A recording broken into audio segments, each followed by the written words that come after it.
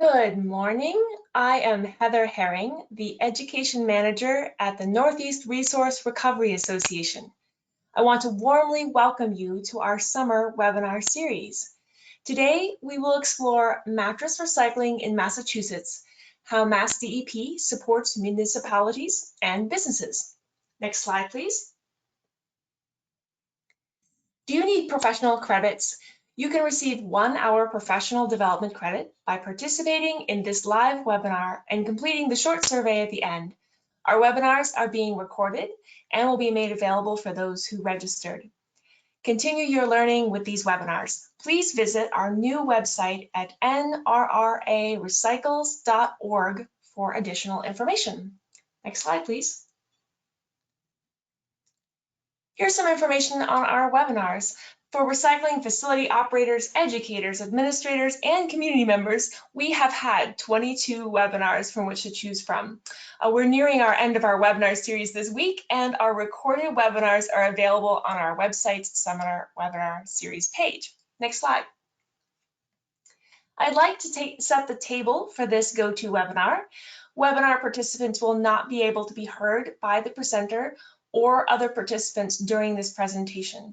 If you cannot hear the presenters' voices, please click the audio arrow in your control panel and choose computer audio. If that does not work, select the phone call option and follow the directions. We hope that you'll ask questions and our presenter will do their best to answer them as time allows. Click on the question block in the control panel and type in your questions. Please keep your questions short and to the point. Next slide, please. Here's a bit about the Northeast Resource Recovery Association. We are a recycling nonprofit. We have 400 members, primarily municipalities, and we were founded nearly 40 years ago. Next slide, please. So what do? We do cooperative marketing and purchasing. We enable communities to manage their own recycling programs and offer over 40 programs, including single stream and municipal solid waste. We connect sellers of recyclables to purchasers. Next slide. We provide education and technical assistance through workshops, facility tours, an annual conference and webinars like these, technical assistance, and a school club and virtual school workshops. Next slide. And now I would like to introduce our presenter for today, Rachel Smith, who works in the Municipal Grant Program at the Massachusetts Department of Environmental Protection. On behalf of the NRRA, I'd like to welcome you to the summer webinar series and turn this presentation over to you. Welcome, Rachel. Thanks, Heather. Good morning, everyone. My name is Rachel Smith. I work in the Municipal Grant Program for Mass DEP, the Massachusetts Department of Environmental Protection. I manage the Mattress Recycling Incentive Program. It's also referred to as MRI. So much of the focus of this presentation is on that program, but I'm going to talk about some other initiatives in Massachusetts that we've implemented to promote mattress recycling. And I do want to note that although I'm going to just use the term mattresses throughout this presentation, I actually am also talking about both mattresses and box springs. They're considered the same item in terms of our programming. So one way that Massachusetts has helped to foster mattress recycling is through 2 of our grant programs. The first program I'm going to talk about is the Sustainable Materials Recovery Program. It's also known as SMRP, and this is targeted for municipalities in Massachusetts. It's intended to support local recycling, composting, reuse, waste reduction, program development, and enforcement to help increase diversion and reduce disposal. The second program is the Recycling Business Development Grant Program, and this is for recycling processors and manufacturers to create sustainable markets for certain priority materials. And finally, I do want to note that we encourage reuse and donation whenever possible. Since COVID-19, a lot of nonprofits have actually started limiting the types of donations they can accept. So mattress donations are kind of less of an option recently, but certainly in non-COVID times, there are places that we've partnered with, such as furniture banks, that can sometimes accept mattresses and box springs in good condition. The Sustainable Materials Recovery Program was officially rolled out in 2010. It's available to cities, towns, regional authorities, and certain nonprofit organizations that work with these cities and towns. Since it started, we've awarded more than $41 million to 300 municipalities, regional authorities, and nonprofits.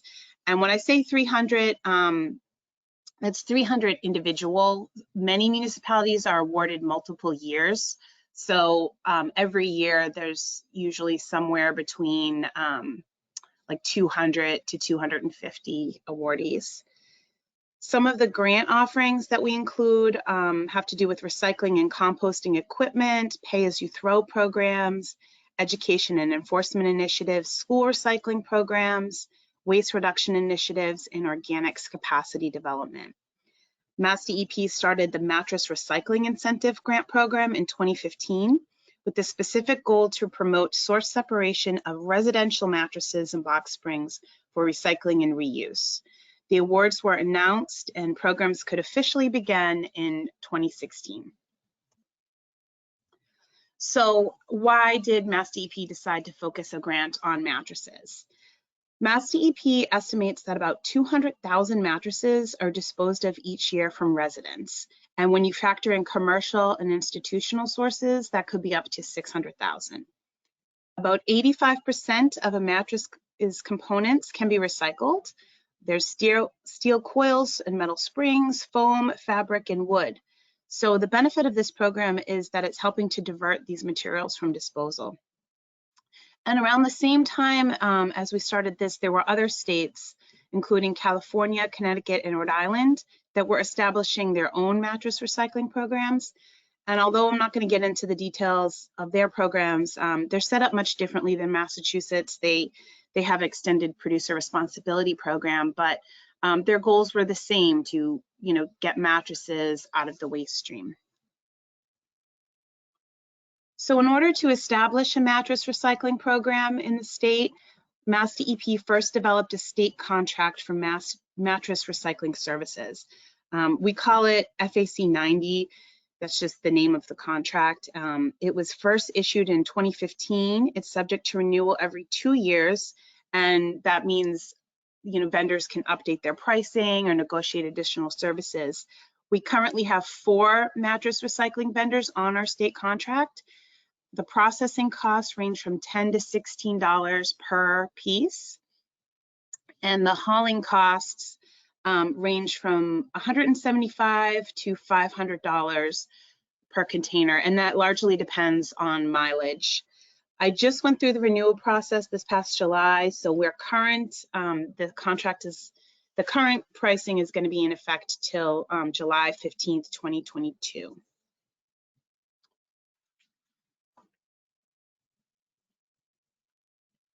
So these are our 4 vendors on state contract. Each of them operates a little bit differently depending on size of container, but other than that, the process is very similar. It's important to note that any municipality or public entity in Massachusetts may utilize the services of these vendors for the state contract price. So even if they don't participate in our grant program, they're still allowed to get the special pricing, and that would include like public universities, public schools, colleges, hospitals, and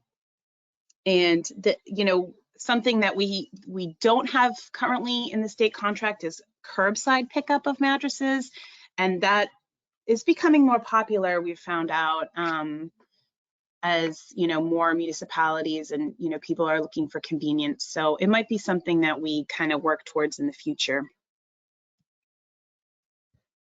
As I mentioned previously, the NRRA grant offering officially started in 2016. These are the numbers of municipalities we've awarded for each year. We are now in the 6th year of the program. So we've provided funding to 78 municipalities so far. Grantees are assigned a recycling vendor based off our state contract. And basically the process is that the municipality collects mattresses typically at their transfer station or recycling center. They collect them in a dedicated container. When the container is full, they call to pick up from their assigned vendor, and the mattress recycling vendor sends a bill directly to Mass DEP to pay for the transportation and processing services. This is for our grant program. So we pay the vendor directly. The grant is awarded for up to 2 years, and during this time, there's no limit on the number of mattresses collected. Because we're paying for the services, Mass DEP assigns the vendor. So, you know, we look at the pricing and we look at distance from the facility when we do that. This is just a visual representation of our current and past grantees through 2020. A past grantee status means that Mass DEP is no longer paying for the program directly. They've passed their 2 years.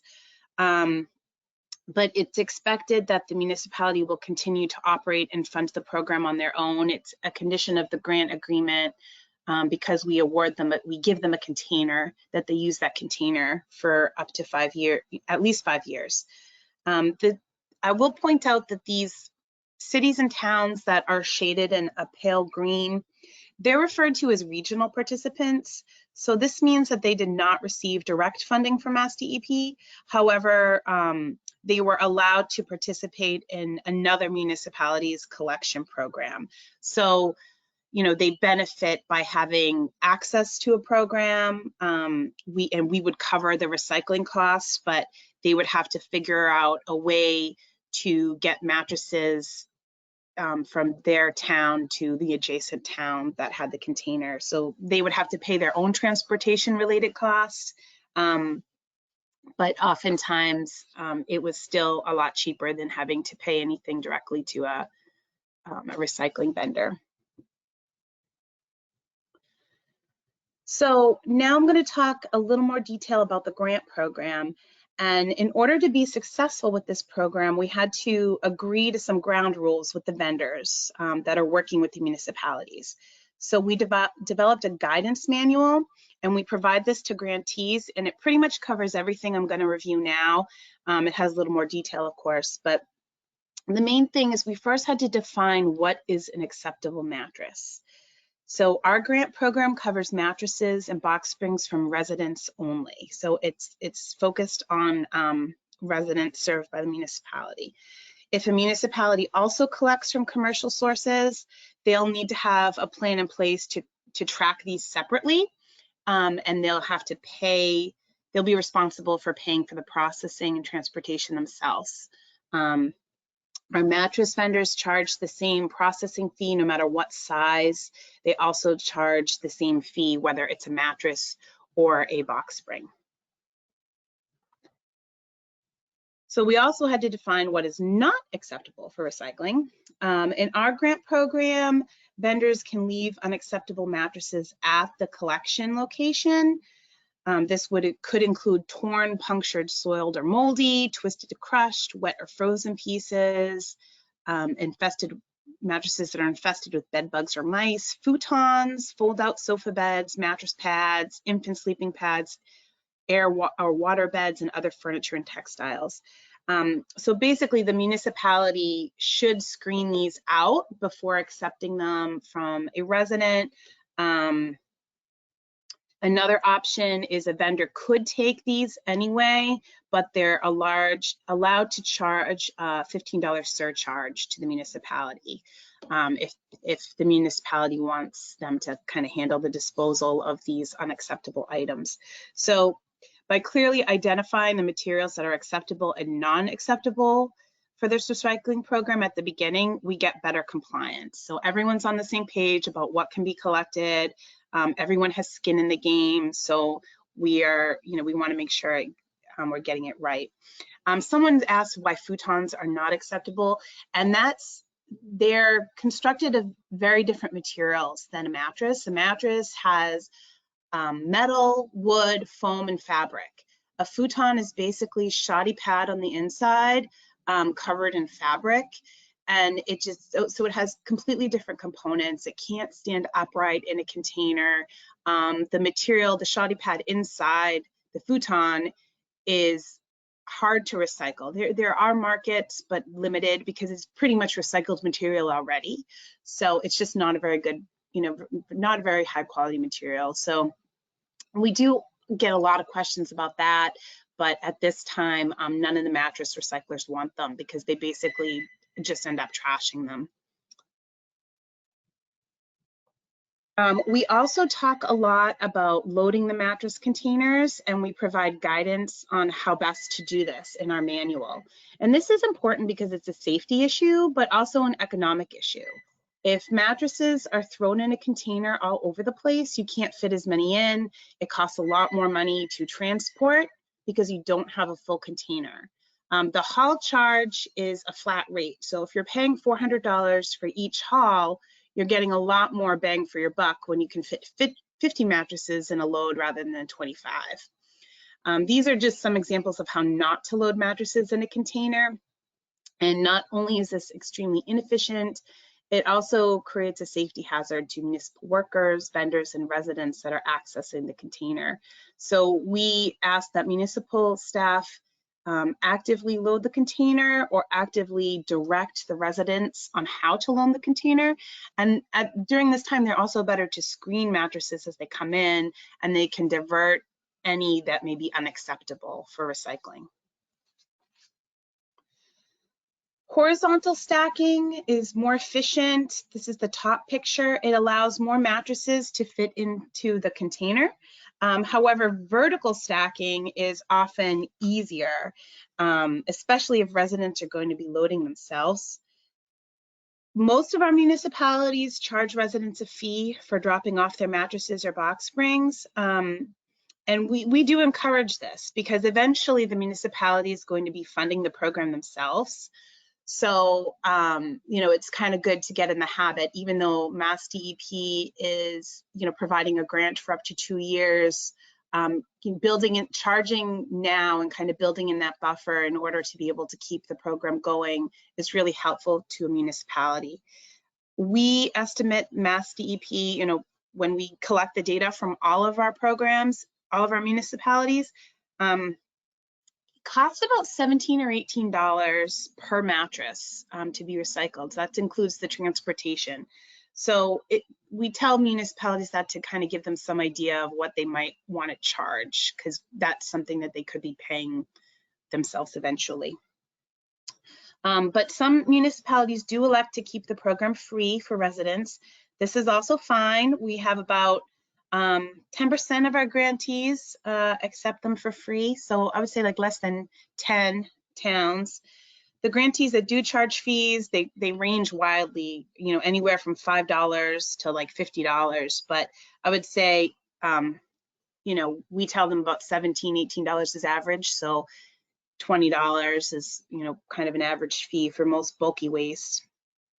And some of them do charge differently based on the size of the mattress or if it's dropped off at their transfer station versus picking it up curbside. So there's lots of different ways that municipalities can kind of make it work for them.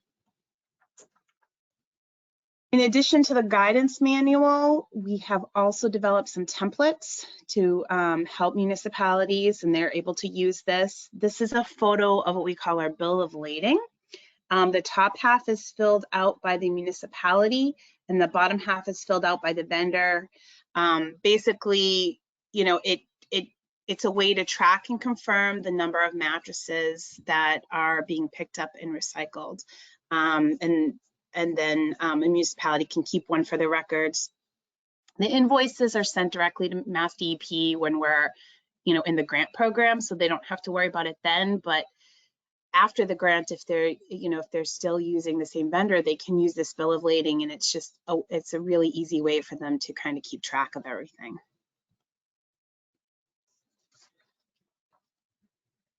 We also encourage municipalities to think about outreach and education initiatives, especially if this is a new program.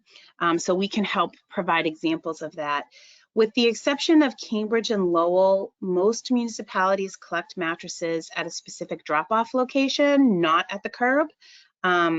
Cambridge and Lowell are two cities in Massachusetts that they do collect mattresses at the curb.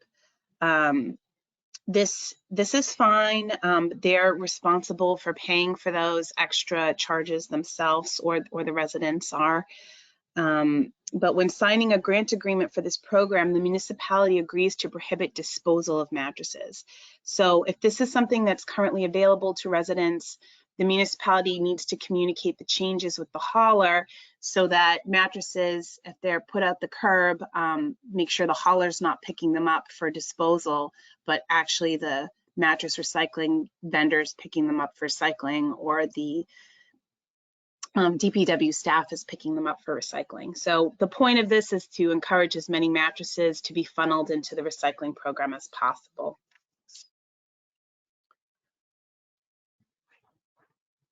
So that's basically a quick overview of how the NRRA program works. We've perfected it over the last few years, but we're always adjusting to meet the needs of our towns and cities. So for example, as I mentioned, in 2019, we experimented with our first curbside collection program, and that eliminated the need for a mattress container for the municipality, as the vendor picks up mattresses directly from residents' curb. It's by appointment. In this case, we do not fund transportation. We only pay the processing fees, and either the resident or the municipality is responsible for that additional like curbside service fee. And I'm not going to get into too many details about this method because it's only used by 2 communities in Massachusetts, but I want to mention it as a reason why the program continues to be a work in progress, because I do see more towns kind of opting for this, this option. But, the big news is that these are our compiled results as of 2016, so almost 5 years worth of data. More than 89,500 mattresses have been recycled through our program. These are all residential mattresses. That is equivalent to 246.3 tons, assuming that each mattress weighs 55 pounds.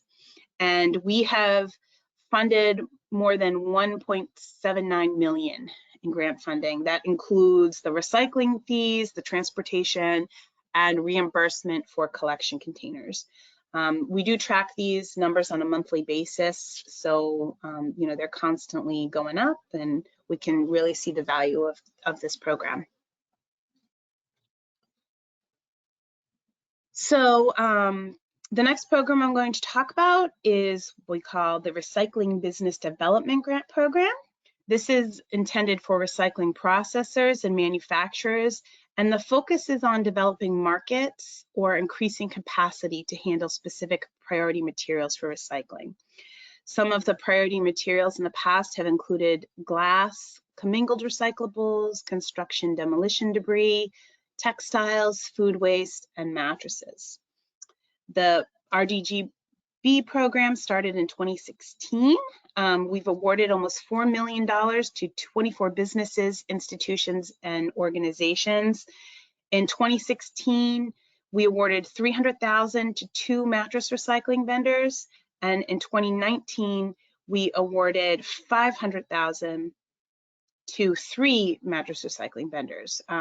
So some of this is still pending because the business, this was recent. The business is, just starting up with some of these projects, but that's what's in the queue. And the 2020 grant cycle is currently open through November 20th. Mattresses are still listed as a priority item, so that could be coming up, more awards for 2020-2021 cycle. So most of the funds distributed in RBDG are used to purchase equipment.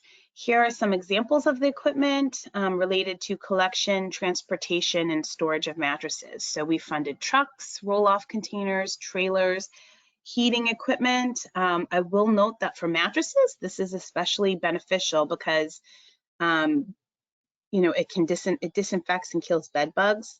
So it helps to preserve the recyclability of individual mattress components, to have a heat-equipped trailer or truck, or even mobile equipment to do that has been helpful.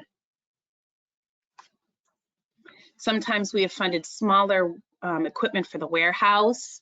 This includes forklifts, pallet jacks, rolling bins, straps, work tables, and other tools. Here are just some pictures.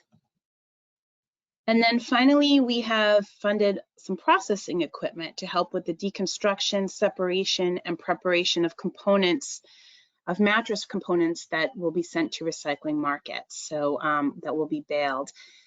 This would include a wood shredder with a magnet system, so it shreds the wood and the magnets get out any of the staples or nails, balers for the individual components, and compactors. These are pictures of foam and cotton. All of this equipment mentioned in the previous few slides can help to make operations more efficient, and then the vendor can process more mattresses, they can separate more materials or have better quality materials and save money, which keeps them competitive, and then they are more able to continue or expand operations in Massachusetts. So the goal is really to expand the operations and keep it going. Here are some pictures of the wood shredder with the magnetic equipment I talked about.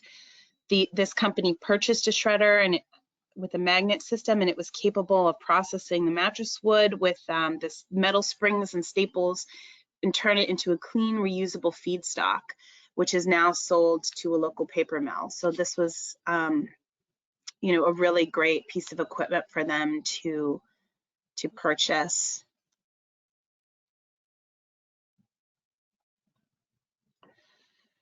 And so finally, one other thing I want to mention is that Mass DEP is proposing changes to waste bans as part of our 2020 to 2030 solid waste master plan. So we have a 10-year planning cycle for solid waste, and it should be finalized the end of this year, end of 2020. We're proposing, as part of this plan, we're proposing to lower the threshold on commercial food waste to 0.5 ton per week for disposal. And we're also proposing to institute waste disposal bans on mattresses and textiles. What a waste ban means is that these items are effectively banned from disposal, either in a landfill or a waste to energy facility, which is an incinerator. Because they cannot be disposed of, the mattresses would then need to be recycled or reused. And I'm not going to get into all the details. There will likely be exceptions to this. But, we hope that the grant programs we have put in place over the last several years will help support this disposal ban. We're estimating that there's about 600,000 mattresses are generated per year. About 200,000 of these are residential. Our current capacity is more than 50,000 units per year. This is not including the commercial sector, focus on residents, but it's constantly growing. We had 3 vendors on the state contract. We added the 4th last year, so that's added a lot of capacity. And again, through these business development grants, we're hoping that they're able to expand. And like I said, about 90 municipalities, that's if you count the ones that are participating regionally, or maybe they're doing their own thing. They're not through our grant program, but there's about 90 municipalities currently recycling mattresses, 78 through our grant program, and then the other 12 either on their own or through a partnership. And we are going to be awarding more this year, hopefully. So that's all being evaluated now.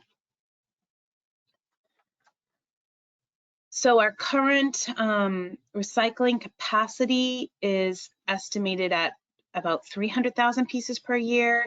As I said, it's steadily growing. So we're doing about 50,000 units per year.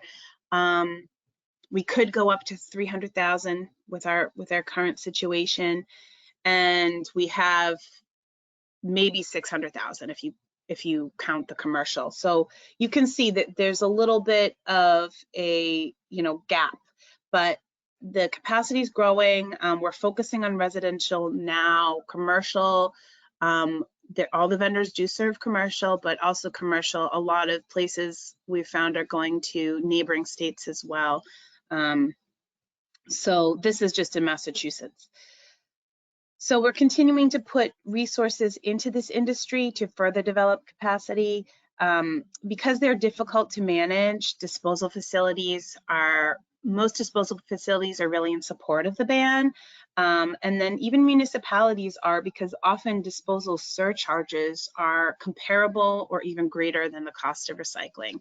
So a landfill might charge a town an extra like $40 or, $30, $40, $50 per mattress, because they don't, it's really difficult to manage. But if a town recycled it for about $20, it's saving them money.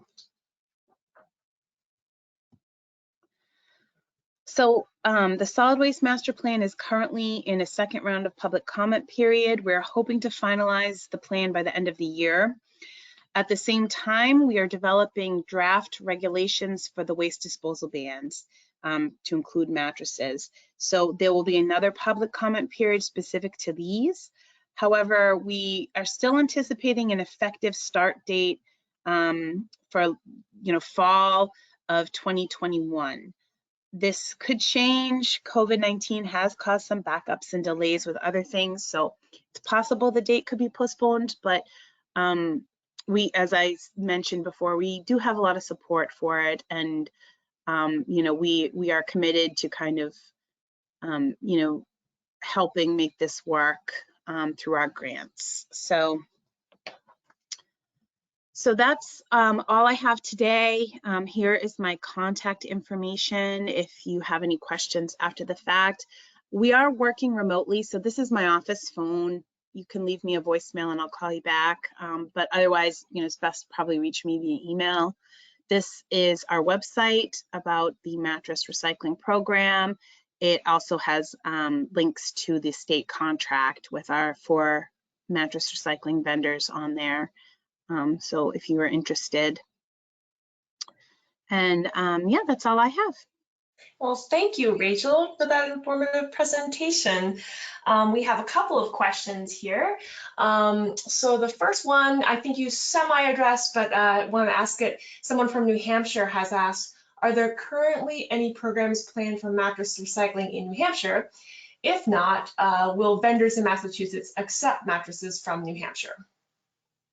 I don't know about if there's currently any mattress recycling initiatives planned for New Hampshire. I mean, that would be something for New Hampshire DES to kind of work on, but we'd certainly be available to, discuss that on, state or local government level. I know Maine has kind of considered it a little bit, and I've had conversations with somebody at Maine DEP about how our program is structured. So, I think we're always helpful, always willing to share information. I do believe that at least some of the vendors would service facilities in New Hampshire. I think it kind of depends on where they're located. Yeah. Like one of our vendors is in Gardner, Massachusetts, which is, kind of north central of the state. So they're kind of close to the New Hampshire border. But right. Again, it's something that you'd have to ask them directly. Certainly. And knowing, you were talking about capacity issues. So obviously your programs are trying to serve, Massachusetts residents first, then, yeah. Looking at the commercial and then out of state. But I think there's folks in other states hungry for vendors because the fees are so high and mattresses are so difficult to deal with. Could you explain a little more about what happens? I saw the equipment that go to facilities, something more about the process. I think it's great that these materials are very recyclable, but it sounds like it takes time. Like, how long does it take to take apart a mattress? And well, they all are kind of operating differently. I mean, there's certainly a manual component.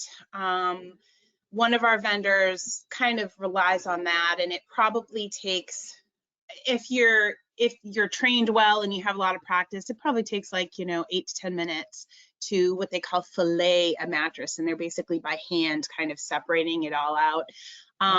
But more and more recently, they're getting this equipment, which really speeds up the process and makes it go a lot faster. And so I don't know exactly, how long it takes from start to finish, but Sure. certainly there's a combination of manual labor and mechanical. Okay. And I saw some of that equipment showing the magnet and the wood chipper and so forth. How about hybrid mattresses? The new, you don't have a box spring, but you have the super thick foam mattress. Do you accept those mattresses as well? Yep, we do. Foam and full foam. There's actually pretty good markets for foam, for what I hear. And the trouble is that the individual, I guess what's really popular now is like the individual coil mattresses. They're like individual coils that are encased in foam.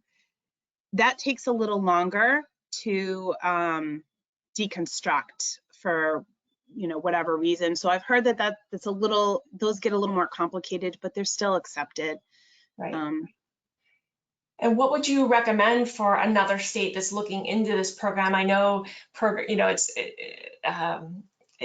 things move slowly, but what would you recommend since you're running, a program through your state?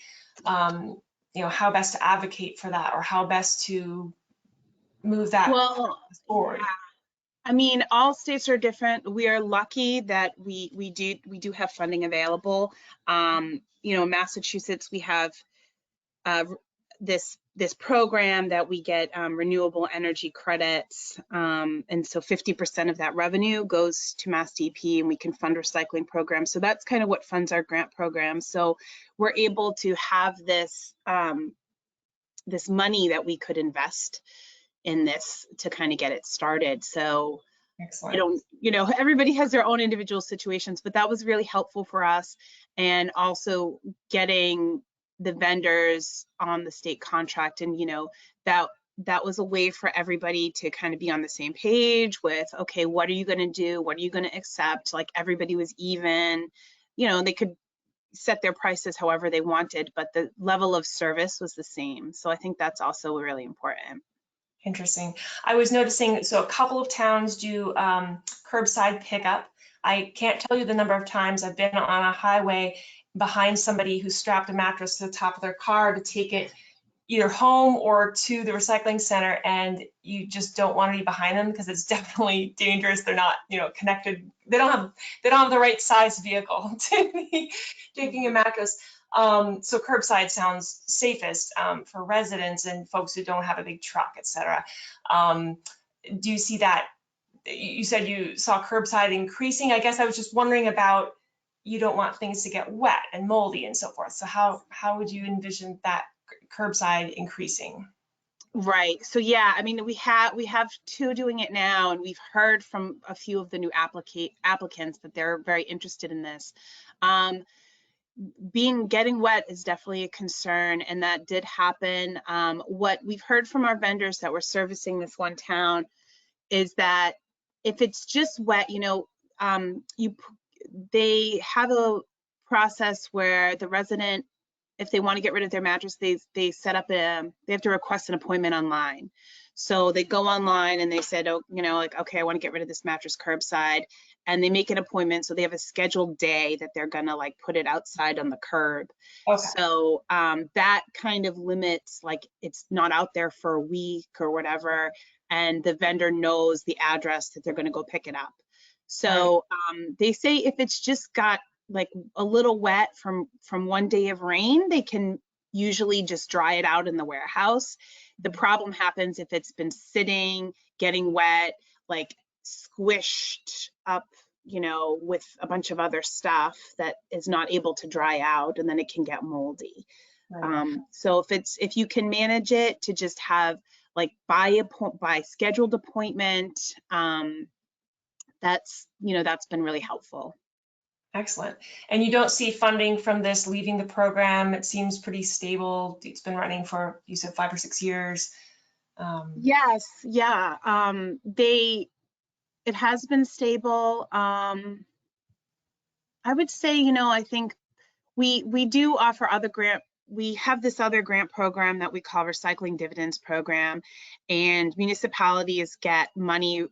It's kind of the best practices. So the more they do, the more recycling they do, the kind of more money they get, benefits. So they're able to use that to kind of continue with running any of these programs as well. So it's kind of, like they're by recycling mattresses, they're getting, rewarded with funds that then they can use those funds to keep recycling the mattresses, so it's kind of like this loop system, or they charge fees from the residents, which we encourage to help kind of keep the program going.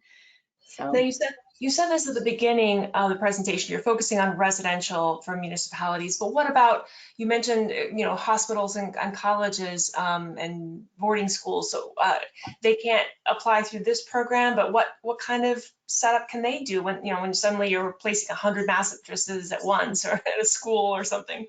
Well, the benefit to them is they get to use the state contract pricing. So they do get like the special pricing through the vendors on contract. So say one of our vendors on the state contract, so for any public entity, any municipality, state school, college, university, institution, they will charge $10 a mattress.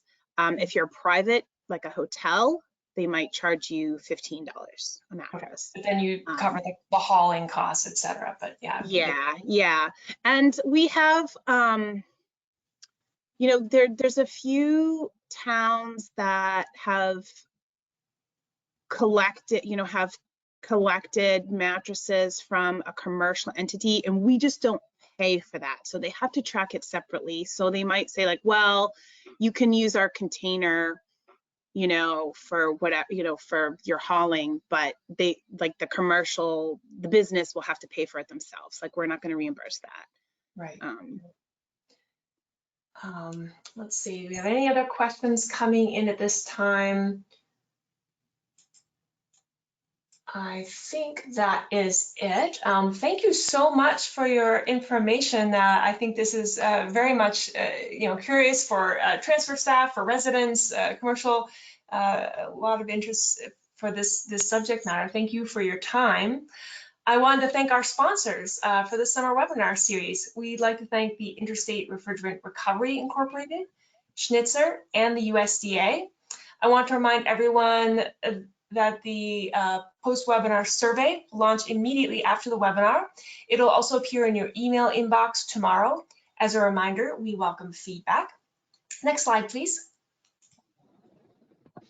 Our webinar series will continue on Friday, September 11th at noon, and we will look at event waste reduction, styling your event recycling plan with Cindy Sterling, grants manager and educator at NRRA, and Ben Parham, education assistant at NRRA.